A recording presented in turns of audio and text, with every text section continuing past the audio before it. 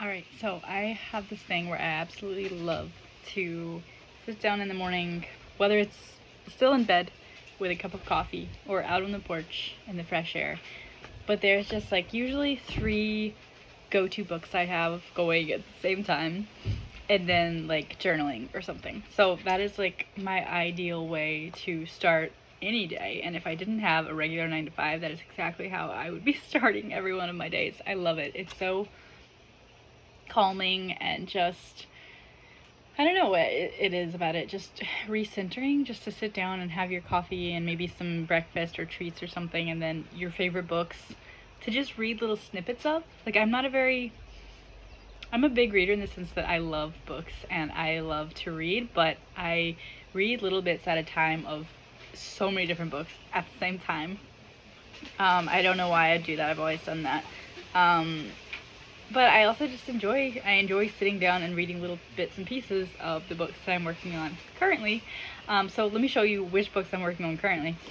So I've got The Blue Zone Solution. Have any of you guys ever read the research done on the blue zones? Or there was a Netflix documentary a while back. I think he also has a few books. Really interesting, all about certain places in the world where they have the most people who have lived like to the age of or beyond 100, and he just talks about like the different ways that they live their life that could be having to do with why they're living so long. So this one is more about the food part of that equation. So The Blue Zone Solution: Eating and Living Like the World's Healthiest People.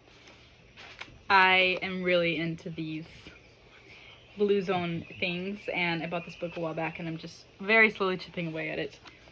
And then of course I have my couple journals.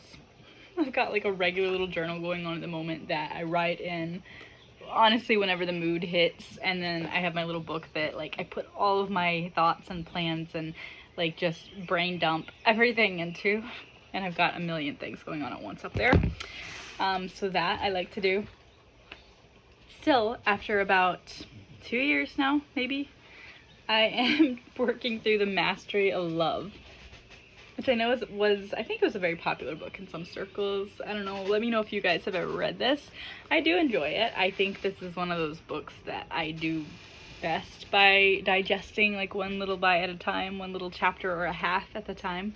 It's really good though. As you can see, I'm almost at the end. So the chapter I'm on is Healing the Emotional Body.